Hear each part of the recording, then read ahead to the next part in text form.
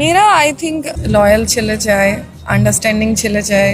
এক একজনের চাওয়া এক এক রকম। কেউ হচ্ছে ফ্লেক্সিবল লাইফ দিতে পারবে এরকম ছেলে চায়, কেউ হচ্ছে মেন্টাল পিস দিতে পারবে এরকম ছেলে চায়। এক একজনের পছন্দ এক এক রকম। প্রেম বিয়ে দুইটা দুই রকম জিনিস। বিয়ের পরেও অনেকের প্রেম হয়, বিয়ের আগেও অনেকের প্রেম হয়। তো বিয়ের জন্য কেউ প্রেম করে না, দুই জিনিস।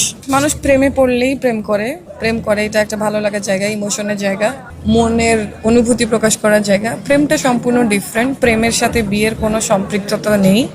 অনেকে প্রেম করে বিয়ে করে না, অনেকে বিয়ের পরে প্রেম করে। সো দুইটা ডিফারেন্ট জিনিস।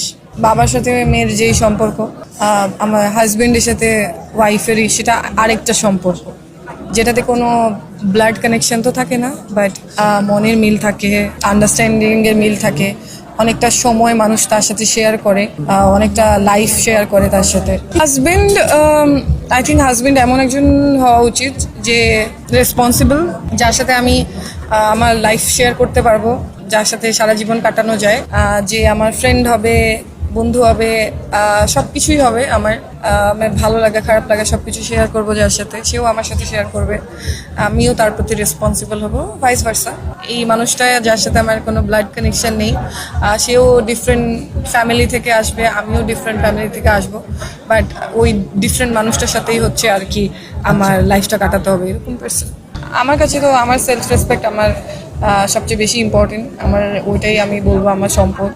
একটা মানুষের সাথে মানে মনের মিল হচ্ছে না, থাকতে পারছি না একসাথে, সো ওই মানুষের সাথে আমার থাকা হচ্ছে না। এটা হচ্ছে ধরেন গার্লফ্রেন্ড বয়ফ্রেন্ড কি হয়, ব্রেকআপ হয়ে যায়।